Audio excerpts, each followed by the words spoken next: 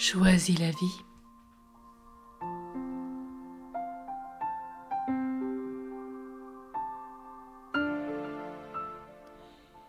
Ils sont présents.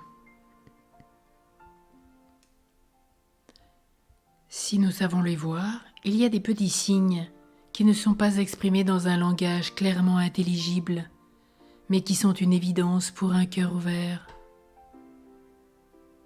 Il ne s'agit pas de vouloir convaincre quiconque. Le signe que j'aurais reçu pourra fort bien être interprété par quelqu'un d'autre comme une projection de mon psychisme. J'accepte que ce puisse parfois être le cas. J'accepte aussi de laisser entrer en moi des perceptions différentes qui ne soient plus accessibles à mon raisonnement logique. Oui, ils sont bien présents. Nous disions hier que tous nos défunts étaient bien des vivants. Et aujourd'hui, ils sont bien présents à nos côtés, à chaque instant. L'image que vous voyez aujourd'hui vient d'une commémoration juive. Nos frères juifs, nos frères aînés dans la foi savent très bien que nos défunts sont vivants, sont présents. Eux, il y a même des jours où ils vont manger au cimetière sur leur tombe pour faire la fête avec eux.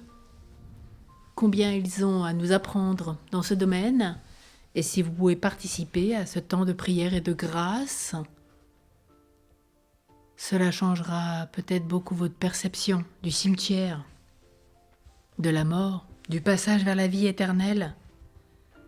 Oui, et comme nos frères juifs, nous croyons que nos frères ressuscitent à la suite du Christ, qu'ils ressuscitent aussi dans la chair. C'est bien ce que nous proclamons aujourd'hui dans le credo des apôtres, symbole des apôtres. Ce credo chrétien, profession de notre foi en Dieu le Père, le Fils et le Saint-Esprit dans son action créatrice, salvatrice, ça veut dire qui sauve, et sanctificatrice, sainteté, et culmine en la proclamation de la résurrection des morts à la fin des temps et en la vie éternelle. C'est bien ce que nous disons au moins chaque dimanche et chaque jour de fête. Oui, nous croyons fermement et nous espérons que de même que le Christ est vraiment ressuscité des morts et qu'il vit pour toujours, de même, après leur mort, les justes vivront pour toujours avec le Christ ressuscité et qu'il les ressuscitera au dernier jour. Comme la sienne, notre résurrection sera l'œuvre de la très sainte Trinité, nous rappelle le catéchisme de l'Église catholique. Je vous invite à revivre cette partie de la profession de foi dans le catéchisme à partir des numéros 988 et suivants. Oui, croire en la résurrection des morts, croire qu'ils sont vivants, a été dès ses débuts un élément essentiel de la foi chrétienne, une conviction des chrétiens.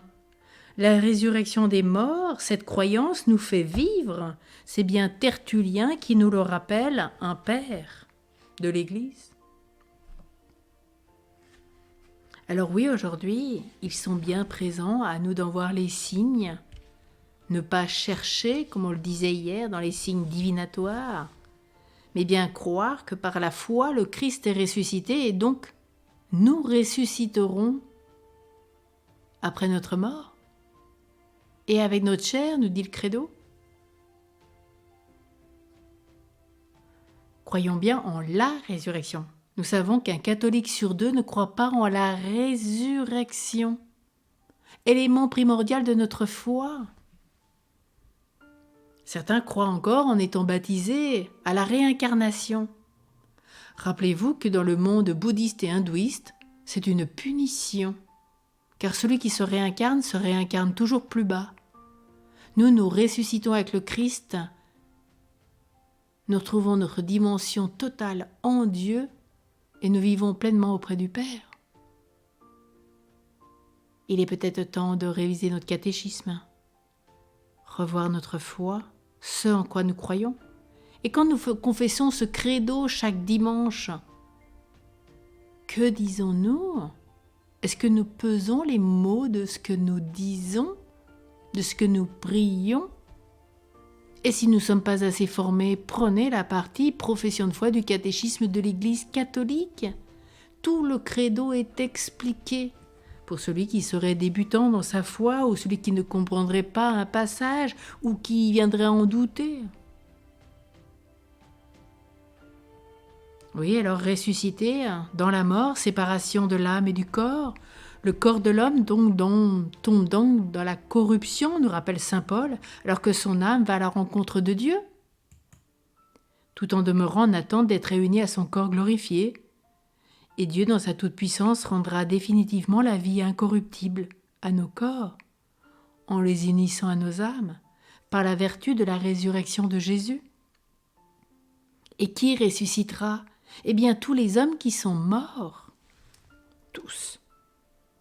Ceux qui auront fait le bien ressusciteront pour la vie, nous dit saint Jean au chapitre 5, verset 29. À la limite, copiez-le en lettres d'or, ce verset. Saint Jean, chapitre 5, verset 29. Tous ceux qui auront fait le bien ressusciteront pour la vie, tous ceux qui auront fait le mal pour la damnation. Et comment on ressuscitera ? Le Christ est ressuscité avec son propre corps. On est bien d'accord. Saint Luc, chapitre 24, verset 39. Il dit bien à ses apôtres, « Regardez, ce sont mes mains et mes pieds, c'est bien moi, touchez-moi, dit-il à Thomas, touche mon côté. » Mais Dieu n'est pas revenu à une vie terrestre. Oui, alors nous aussi, tous, nous ressusciterons avec nos propres corps. Mais nos corps seront transfigurés, corps de gloire, nous rappelle l'épître de saint Paul aux Philippiens, chapitre 3, verset 21, et encore spirituel, 1 Corinthiens 15, 44. Oui, alors ils sont bien présents, ils sont ressuscités, nous savons qui ressuscite, nous savons comment nous allons ressusciter.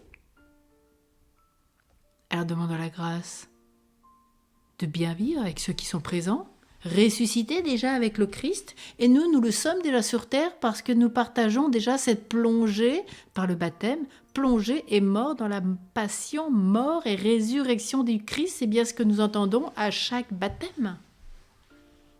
Oui, plongée, Baptisein, passion, mort, résurrection. Quelle grâce! Alors croyons bien que tous ceux qui sont morts avant nous sont ressuscités, sont bien présents.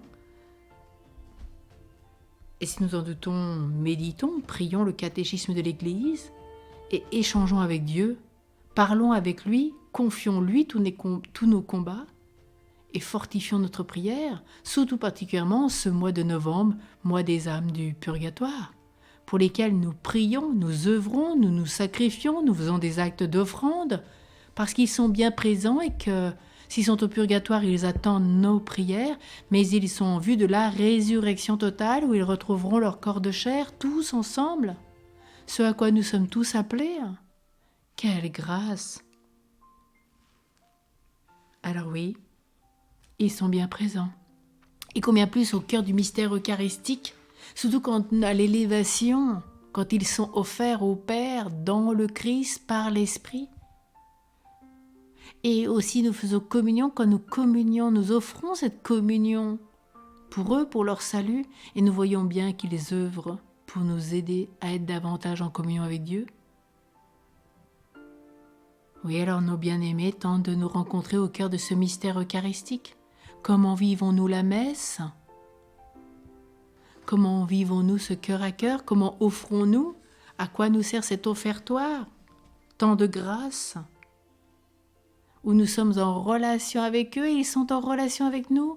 Car la messe, c'est vraiment les trois églises réunies. Église militante sur la terre que nous sommes, église souffrante du purgatoire qui n'attend notre prière, qui la désire, qui intercède pour nous, et l'église céleste déjà, glorieuse, qui ne cesse de prier pour que tous nous nous élevions en Dieu. Amen.